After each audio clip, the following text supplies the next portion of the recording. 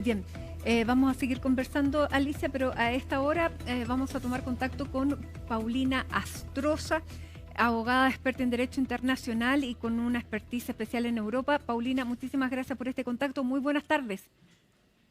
Tarde, Matilde, un gusto saludarte. Bueno, sabemos que tienes una moderación importante de un seminario, pero queremos ir rápidamente al punto. ¿Cómo viste este encuentro en que Donald Trump recibe a Volodymyr Zelensky, quien además no va solo, sino que va con los líderes más importantes de la Unión Europea? ¿Qué podemos colegir de todo lo que hemos visto en los últimos minutos? Estamos frente a un nuevo tipo de negociación diplomática que no es la típica que estábamos acostumbrados en el pasado. Y esto fundamentalmente porque nos encontramos ante el presidente de Estados Unidos, que es bastante particular en cuanto a cómo manejar los conflictos internacionales. Creo que la reunión del día viernes fue bastante patética desde el punto de vista de la posición del presidente Trump y que tenía que de alguna manera reivindicarse en esta reunión, pero está claro que aunque sea la superpotencia, no lo puede hacer solo, menos aún cuando se trata de territorio europeo y en el cual estaba dejando absolutamente de lado a los países europeos, a la OTAN, y también está dejando de lado en la reunión anterior al presidente Zelensky, así como a las propias Naciones Unidas. Creo que, y lo comentamos, creo, Matilde, desde el inicio de esta incursión armada, en que cualquier viso o vía de solución tenía que ser a nivel multilateral, con muchos actores, y por muchos deseos que tenga el presidente Trump de ganarse un punto a favor, necesita también de otros actores que hoy día sí se hicieron presentes en la Casa Blanca. Ahora, hay varios puntos que son intransables para Vladimir Putin, que tampoco pueden ser aceptables para la Unión Europea ni para Ucrania. Por ejemplo, uno es que no se habla de un cese al fuego hasta que no haya un acuerdo de paz. Básicamente se quiere seguir en combate. De hecho, el mismo día de hoy ha habido bajas en Ucrania, incluso una menor de 16 años, y Putin no quiere parar las hostilidades. Número dos, se insiste en que Ucrania no puede ser parte de la OTAN y cómo se garantiza la seguridad de Ucrania si no es parte de la OTAN. Y el tercero es el tema de los territorios. ¿Qué va a pasar con los territorios que Ucrania ha perdido y ha recuperado? ¿Con qué se va a quedar conforme Rusia? ¿Crees que pueda haber efectivamente acuerdo en algunos de estos tres puntos al menos?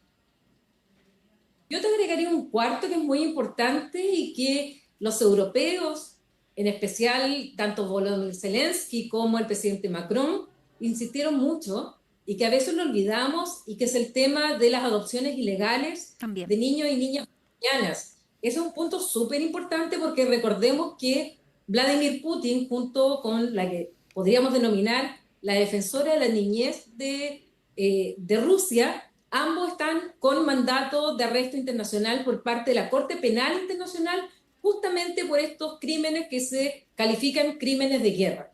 Entonces, son más de los puntos que tú señalaste, y en todos los cuales yo veo muchísima dificultad. Desde el primer momento hemos sabido que Crimea es un territorio del cual ninguno de los dos quiere ceder, además que fue adquirido por medio de una anexión contraria al derecho internacional. Por lo tanto, renunciar a ese territorio sería aceptar nuevamente en el derecho internacional el que un Estado pudiera, por medio de la fuerza, adquirir un territorio de otro Estado y validarlo. Y eso es súper peligroso, sobre todo cuando estamos hablando en un mundo hoy día en el cual hay tantos problemas entre vecinos y justamente por temas territoriales. Bueno, ese es El el segundo, porqué del respaldo y por el que Volodymyr Zelensky no va solo a reunirse con Donald Trump. por supuesto, porque Ucrania hoy día pasa a ser un elemento de la esencia del propio continente europeo y en particular de la Unión Europea. O sea, la seguridad de Europa, y por eso está Mark Rutte, que antes era el primer ministro de Países Bajos y hoy día el secretario general de la OTAN, está porque la seguridad del continente, la seguridad de Europa, depende mucho de lo que pase del arreglo en Ucrania. Porque hoy día, ¿quién está siendo, digamos, el principal adversario, la principal amenaza de la OTAN? Es justamente Rusia, y el presidente de los Estados Unidos lo trata, como fue el día viernes pasado, con una alfombra roja, aplaudiéndolo, halagándolo y tratándolo y llevándolo a un plano internacional como si no fuera un agresor hoy día y un violador del derecho internacional en un tema tan importante como es el de la soberanía territorial, como es el uso de la fuerza y como tú lo decías, en el cual sigue atacando mientras estaban en reunión, seguía atacando. Por lo tanto, ¿qué voluntad de paz tiene el presidente Putin y qué voluntad tiene realmente de llegar a un acuerdo si sigue atacando? Está también lo que tú señalabas respecto a la seguridad que quiere Ucrania, pero no solamente Ucrania, sino también Europa, que Rusia no vaya a atacar ni a Ucrania ni a otros países que sean europeos, pero que al mismo tiempo sean parte de la OTAN. Ahora, hay una forma que es, digamos, particular y que se ha puesto sobre la mesa de cómo podría protegerse Ucrania sin hacer lo que entrara a la OTAN, y es darle garantías similares a los que los miembros de la OTAN tienen en el artículo 5 del Tratado del Atlántico Norte, que esto es la seguridad colectiva, digamos, de los tres mosqueteros, todos para uno y uno para todos. Que garantías de ese tipo se le reconocieran a Ucrania y que por lo tanto, sin ser parte de la OTAN, si es que lo atacaran, sería como atacar a los estados garantes de esta seguridad de Ucrania. Pero eso, ¿cuánto lo va a aceptar Vladimir Putin? No lo sabemos. Y por último, Donald Trump ha hablado todo este tiempo de el canje o el intercambio de territorio. La pregunta es, ¿contra qué se va a cambiar? Si se entrega el Donbass, si se entrega Crimea, pongámonos hipotéticamente en que esto lo aceptara Ucrania, cosa que veo difícil, ¿qué va a entregar Rusia a cambio? ¿Qué territorio está dispuesto a canjear? Yo tampoco lo veo claro porque Putin nunca ha hablado de intercambio de territorio, de canje territorial.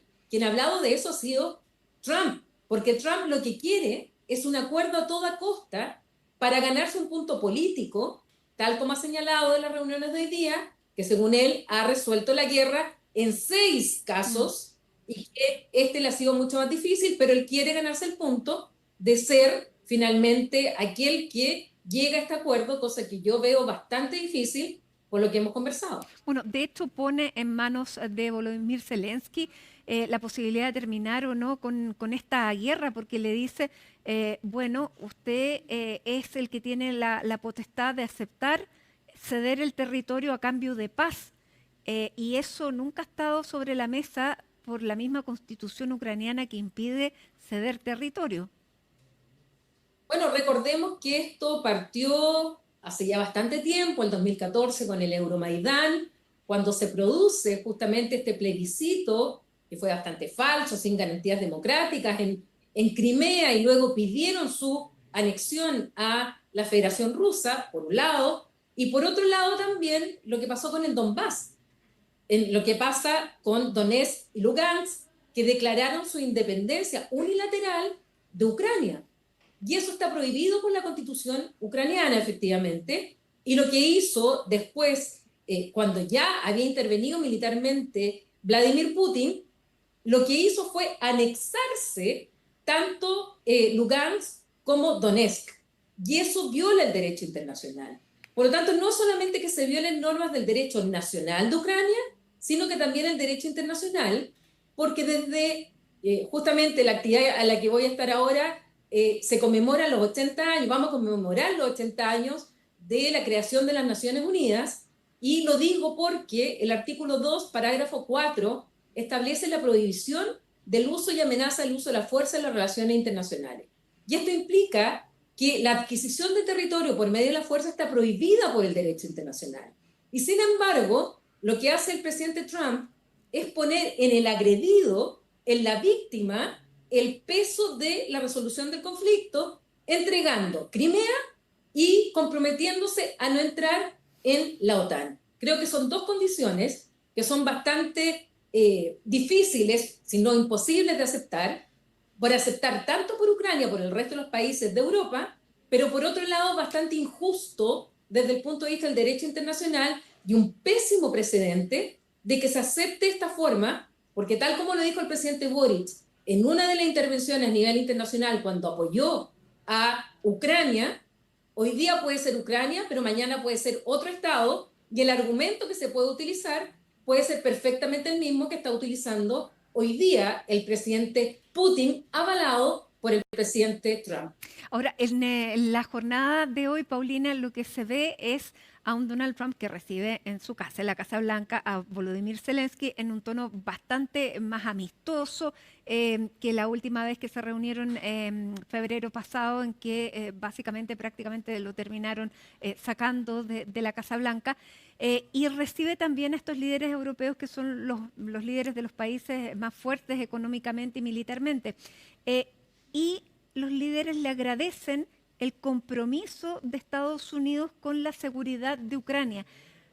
Lo pusieron en su propia casa contra la pared a Donald Trump al, entre comillas, agradecer este compromiso.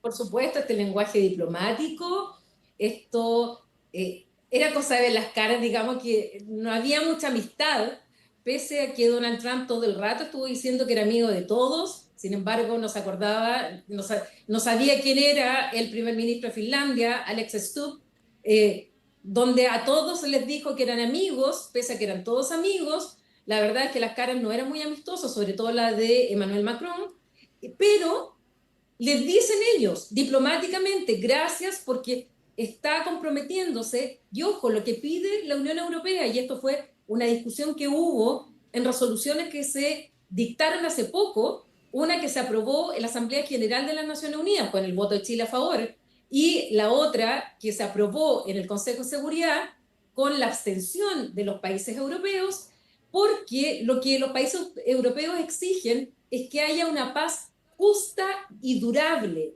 y con las garantías que se requieren para Ucrania. Sin embargo, en el lenguaje de Putin, en el lenguaje de Rusia, hablan de paz o hablan de cese del fuego, pero no hablan de una paz justa y durable con garantías para Ucrania. Y ojo con esas palabras porque diplomáticamente tienen mucho sentido, y lo que hicieron ahora los países europeos diplomáticamente, le agradecieron, lo comprometieron, tomaron las mismas palabras de Trump para dejarlas sobre el papel, para después exigirle. Porque lo que dice Trump es que ahora va a haber una reunión trilateral. Yo no sé en calidad de qué, la verdad, jurídicamente hablando, si es mediador, si es bueno oficio, la verdad que no lo tengo tan claro, pero como un tercero que está interviniendo, y va a quedar sobre los hombros de Donald Trump si en definitiva logra o no logra un acuerdo de paz. Ujú. Primero un cese al fuego. O sea, el primer ministro, el canciller alemán, le dijo claramente que no se podía hablar de negociaciones sin que no haya un cese al fuego. Fue bien duro, Mínimo, fue bien duro el muy canciller alemán. Me llamó muchísimo la atención la claridad que ha tenido, bueno, no solamente en este, pero básicamente en el día de hoy en esta posición. La verdad es que Friedrich Merz en esto, él es un demócrata cristiano, es del Partido Popular, es del área más de derecha dentro del Partido Popular, de la democracia cristiana alemana, y sin embargo ha hecho dos cosas últimamente que a mí me parecen destacables. Una, ha sido bastante duro en sus últimas declaraciones respecto a lo que está ocurriendo en Gaza. Viniendo del canciller alemán, eso es muy fuerte. Y segundo, hoy día fue el más duro al decir que sin cese al fuego, ¿cómo van a empezar las negociaciones? Si lo mínimo que se pide es que haya un respeto al derecho internacional, el no uso de la fuerza, dejar de matar gente, porque están matando y están atacando incluso lugares que están prohibidos por el derecho internacional humanitario. Claro. Por las convenciones de Ginebra, están atacando escuelas, hospitales, a población civil, y eso está prohibido por el derecho internacional humanitario. Están cometiendo crímenes de guerra. Así es. Entonces, ¿cómo llevar esto a una negociación, que es lo que quiere Trump, si todavía están matando gente y no hay una verdadera voluntad por parte de Rusia de parar estos ataques para sentarse a negociar y buscar una paz durable, justa y con garantías para la seguridad de Ucrania? Nos queda un minuto porque te tienes que ir, Paulina, pero lo último, también el presidente Donald Trump ha dicho que no descarta enviar tropas americanas a Ucrania.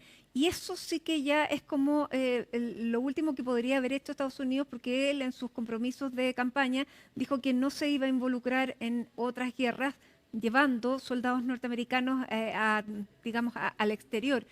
Si eso fuera así, estaría incumpliendo esta promesa, pero también estaría contraviniendo una de las condiciones que puso Vladimir Putin de que en suelo ucraniano no podía haber soldados extranjeros. A mí me extrañó bastante esa declaración, yo no sé si estaba pensada, fue espontánea, fue un impulso, porque lo veo muy difícil, porque ni siquiera Francia, ni el Reino Unido, ni Alemania, que habían anunciado que ellos estarían dispuestos a enviar tropas a territorio ucraniano, lo han hecho hasta el día de hoy.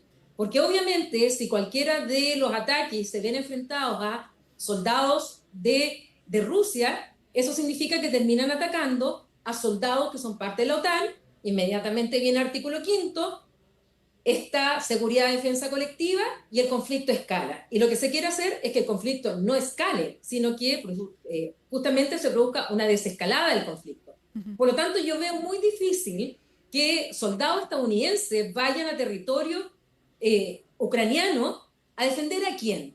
¿A defender a Ucrania o a defender a Rusia? Porque ya no lo sabemos. Y en segundo lugar, si alguno de ellos llega a ser si llegara a morir por algún tipo de misil, dron o ataque, se está atacando a un soldado estadounidense. La opinión pública interna en Estados Unidos, ¿cómo va a actuar? Además que no creo que sea tan fácil como que lo ordene, seguramente, no conozco, aquí tendría que entrar a estudiarlo más, pero seguramente debería tener autorización también del Congreso. El Congreso tendría que pronunciarse y los republicanos incluso están contra muchas de las decisiones que ha adoptado Trump en este periodo donde ha manejado tan mal las negociaciones supuestas, pero sobre todo las posiciones que ha dejado Estados Unidos frente a Rusia cuando se trata de la primera potencia mundial frente a un Estado agresor. Incluso que lo termina invitando a Moscú, Vladimir Putin ahí al final, como la guinda de la torta. Inglés, ni siquiera se lo dijo en ruso. Además, bueno, eh, hay que seguir observando. Estas son las primeras horas, de hecho todavía ni siquiera concluye. Todas las conversaciones siguen en la Casa Blanca, los líderes europeos en otro formato, pero siguen conversando. Así que, Paulina, te queremos dar las gracias por ayudarnos a entender un poco mejor digamos, este triple frente que se ha abierto en esta guerra de Ucrania sin saber todavía hacia dónde irá la tendencia. Así que muchísimas gracias y bueno, muchísima suerte también con tu trabajo a partir de ahora. Que estés muy bien. Muchas gracias, Matilde, un gusto siempre.